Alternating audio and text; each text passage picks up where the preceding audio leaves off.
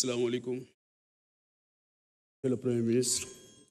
Salaamaaleykum, monsieur le Président de l'Assemblée nationale et gouvernement. Monsieur le Premier ministre, am na ñu ko wax léegi ci ndaw ñi foofu lay dellu siwaat ndax jàpp naa ne sa gouvernement mel ni santatuñ ko création d'emplois et préservation des emplois trouvés sur place la ñu sant loolu nag yaakaar naa ne xaaruñu ko woon ci gouvernement bi licenciement yi li ci ministre bi wax léegi waroon na lool ak ñi ñu licencier li ñu wax na sax ba tudd loi waaye loolu loi ak ñi saytu loi ñoom ñoo ko war a wax il faut que la justice se prononce sur ces cas de licenciement abusif ci port ci aéroport ci CDC ak yeneen këru liggéeyukaay yoo xamante ni jàpp nañ ne kumba am ndey ak kumba amul ndey moom moo nekk foofu te dañ cee gis ñàkk yërmande goo xamante ni gu bari doole la dàq bi nag dafa egg sax ci ñoo xamante ni jàpp naa ne kenn waru leen a dàq muy les policiers ñooñu nga xamante ni dañu wax ne seeni contrat moom moo jeex ki sol tenue nationale bëccëgal réew mi guddul réew mi kooku motif économique warul tax nga ne da nga koy bàyyi rawatina ci jamono boo xam les défis sécuritaires sont énormes donc jàpp naa ne ñooñu muy ces 312 seen réintégration dafa war a nekk lu immédiate beneen bi mooy toujours ci ndaw ji migration circulaire wax nañ ko mooy léegi ndaw ji dañ leen di yóbbu ngeen dem loolu jàpp naa ne du solution keroog bi ñuy dem ni jëwriñ ji taxawee tiim leen am na lu bari lu mu fàttali ci conscience collective bi te loolu du li ñu diggoon ndawi Sénégal gis naa sax ñu ne Qatar tamit moo ngi xaar ñeneen ñoo xamante ni duñu ñuy witt waaye des gens qui sont bien formés loolu tam dëppawul avec les enjeux de développement du Sénégal donc loolu war nañ ci taxaw bu baax beneen bi monsieur le Premier ministre maa ngi ñeewant bu baax le ministre de la justice ndax fi mu ne ñoo ngi ñëpp a ngi jooy tiim ko y compris le président de la République di wax ne le peuple doit mettre la pression sur la justice non le peuple n'a pas le droit de mettre la pression sur la justice rawatina justice boo xam ki ñu ko dénk tey nit ñi am nañ ci moom yaakaar suñ ko dooleelul buñ ko affaiblir fii may wax ak yéen am na jëmm joo xamante ni Simon Faye la tudd rédacteur en chef bu des médias Simon Faye bokk na ci taskatu xibaar yi gën a respecté ci Sénégal ci probité am ci intégrité am nécessité d'enquête ñu ne moo tax tey ji ñu téye ko ay fan këram donc actuellement jàpp nañu ne képp koo xamante ni dañ ko identifier comme noonu premier ministre Ousmane Sonko dañoo war a dal ci sa kaw te loolu jàpp naa ne yow benn noon nga war a am mooy ku noonoo réew mi mais lépp loo xam dafa jëm ci yow jàpp nañ ne war nga ko mën a jéggale bu fekkee ne comprendre nañ fii nga xamante ni foofu la réew mi toll. donc Simon Faye ak la justice ak ñi nga xamante ni yëpp dañ leen di woo ci loo xamante ni du dara parce que li nga wax fii léegi ci wàllu justice jàpp naa ne on est en train de redéfinir même la nature de notre régime. Pendant longtemps, on a décrié une administration judiciaire. Aujourd'hui, on va aller vers un véritable pouvoir judiciaire. Loolu lañ doon xeex. Et pour man ce pouvoir-là, dañ ko war a gën a conforter, war ko gën a liggéey bu baax. C'est pas un pouvoir des juges. Loolu tamit gars yi nga xamante ni souvent ñoom ñooy nekk complètement à côté de la plaque ñoom ñoo koy nekk di wax. Donc loolu la ñu jàpp ne dafa nekk ay problématique yoo xamante ni war nañ ci taxaw bu baax a baax daal di dimbali li nga xamante ni moom mooy encore une fois ndaw ñi dooleel leen dimbali leen parce que tey ji Sénégal on parle de déguerpissement des jeunes yi nekk ci marché yi mais c'est la première fois dans l'histoire du pays où on parle de déguerpissement te kenn déggul ñu wax recasement il faut qu'on parle de recasement bu ñuy déguerpir beneen bi mooy la problématique des marchés benn borom xam-xam day wax ne boo demee ci dëkk boo bëggee xam ni waa dëkk ba mel njëkkeel ci marché bi nu marché bi mel moom la dëkk bi mel te sunu marché yëpp tey ku ci am ndomba tànk dootoo dem ci marché yi dootoo fa nduggee dootoo fa lijjanti parce que xam nga ne marché yi nekkul aux normes donc il faut qu'on travaille sur un vaste programme de réhabilitation des marchés jàpp naa ne loolu tamit dafa nekk farata ci fi nga xamante ni foofu la Sénégal toll. Monsieur le Premier ministre damay revenir ci beneen problématique boo xamante ni c'est la presse sénégalaise. Excusez-moi, mais justice bi doy na, c'est bon. damay revenir sur la problématique de la presse. La non, presse honorable question la ci benn thématique bu noo xaabaabal ci thématique yu bari donc restel ci justice bi sinon mën nga dem toog. La presse se sent persécutée aujourd'hui. Veuillez couper le micro s'il vous plaît. La presse se sent honorable, allez vous asseoir. Allez vous asseoir.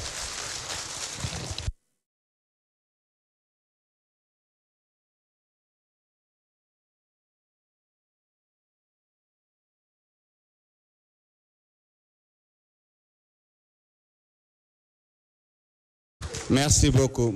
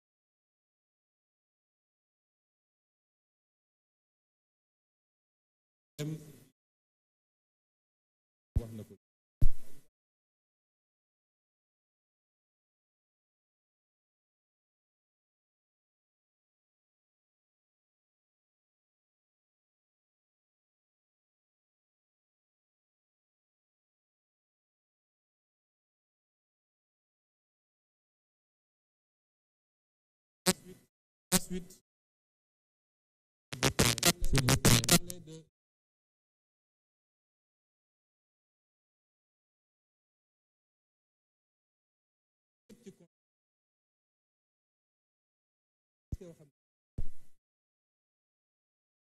c'est ça.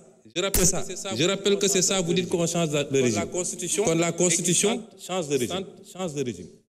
C'est-à-dire, il faut arrêter d'être aérien. dee leen wax loo xam ne dañ naan 1 plus 1 égale 2 constitution article wax na lii est-ce que mooy nañ ko dee leen dellu si noonu ci politique parce que sinon da ngay di nekk di lëndëmal askan wi ci wax yoo xam ne amul bopp amul genn. La justice elle doit être rendue. La justice a été discréditée depuis plusieurs années. loolu du lu ñuy nëbb lu Sénégal yëpp d'accord la majorité des acteurs de la justice d'accord nañ ci. Magistrats, avocats, greffiers ñëpp d'accord nañu y a un problème kon loolu lu ñuy waxati te ñi yàq justice nitu justice loxoom mi ngi ci lenn ci nitu justice yi du ñëpp parce que gis nañ li fi xew ak comment on a instrumentalisé des magistrats ba ñëpp ñaawlu ko loolu am na fi et cette justice là il faut l'aider à se redresser parce que erreur bi sénégalais yi warul def mooy jàpp ni dès lors qu'on a élu le président Bassirou Diomaye Faye le 24 mars mbir mi changé na déedéet y a la volonté de changer la conduite du changement et les résultats yi ñu war a am l'État c'est le même État qui est là les mêmes agents hauts fonctionnaires magistrats etc. loolu c'est pas parce que changé nga président rek que loolu changé na de liggéey la boo xam ne au jour le jour lañ koy def. Ce qu'on appelle l'état profond, il est encore là, avec ses habitudes. te liggéey la boo xam ne du liggéey bu yomb mais la justice am na erreur bi nit ñi di def le peuple a le droit de dire que j'attends c'est le service public de la justice. Pourquoi on peut mettre la pression sur le président, sur le premier ministre, sur l'Assemblée et le peuple au nom duquel la justice est rendue n'a pas le droit de dire mais j'ai un problème ci sama justice nu muy doxee. Au nom de quoi? On dit le temps de la justice n'est pas le temps des hommes. Le temps de la justice est le temps des hommes parce que la justice est rendue au nom des hommes. Et en matière de justice, il y a un principe qui est important. La célérité. La justice doit être rendue avec célérité. Ça, c'est un principe fondamental du droit. Mën nañ ci poursuivre sax des magistrats lorsque par leur négligence dossiers yi dafa nekk ba peut-être sax génn ci dugg ci délai de prescription yi. On peut poursuivre disciplinairement des magistrats. Tey bi ñu jóg ñëwee gars yi def inventaire laaj leen dans les cabinets d'instruction ñaata dossiers lañ fa fekk des milliers de dossiers qui dorment là-bas depuis longtemps. On peut trouver des justifications peut-être amuñu suffisamment d'effectifs peut-être les conditions de travail. Mais en tout cas de cause, la justice doit être rendue avec célérité parce que le citoyen doit pouvoir connaître son sort rapidement et la société doit pouvoir être édifiée sur le sort du citoyen. Est-ce que yoon la ñu ne nit jàpp nañ ko pour une banalité mu def 10 ans ñu ne mi ngi instruction? Est-ce que vous voudriez être dans cette situation vous? Kon yéen opposition da ngeen di ut fu ngeen di langaamu da ngeen amatul argument nee nga que actuellement dañuy dal ci kaw nit ñi gis nga la liberté d'expression constitution moo consacré la liberté d'expression est-ce que xam nga ban article moo ko wax ci constitution bi ak lan la wax? Je suis sûr que xamoo ko liroo ko.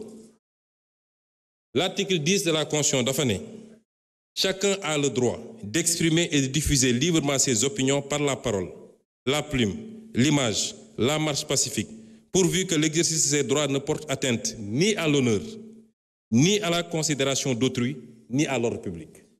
Ni à l'honneur. Parce que ce qui se passe actuellement, cette opposition-là, nga xam ne ñemewuñu parce que xamante nañu ñoom ñooy dem jël ay xale yoo xam ne koo ci laaj mu ne la aw ma certificat yónni leen ci télé ne leen dem leen saaga ji pour attenter à l'honneur des gens, pour attenter à la dignité des gens, à la considération d'autrui et à l'ordre public. Et vous croyez que ça dinañ ko bàyyi muy dox au nom de la liberté? Moi, je vais vous dire une chose. Ba fi mu toll nii je ne me suis jamais intéressé à ces questions. Lu xew ci réew mi ñu ne Sonko la. Je n'ai jamais fait arrêter quelqu'un.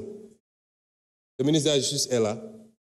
Je n'ai jamais dégg naa même ñi ñu jàpp ci affaire dossier xaalis ak nangam ñu ne Sonko la.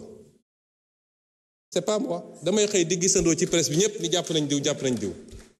Mais sur ces questions-là, je vous dis qu'à partir d'aujourd'hui, j'assume parce que man lu ma dugg rek ngeen xam ne dugg naa. À partir s'il vous plaît.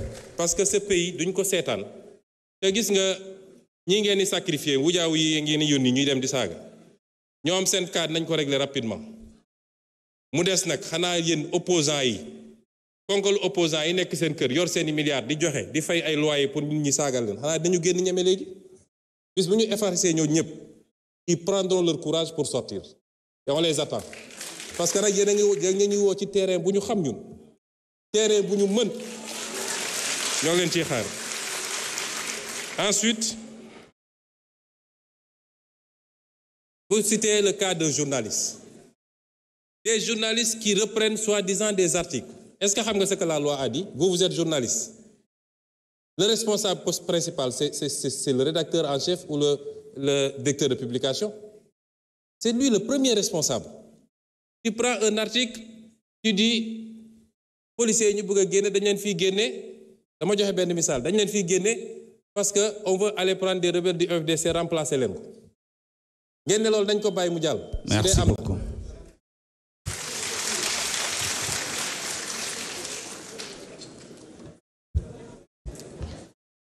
Honorable Ousmane Diop, vous avez la parole.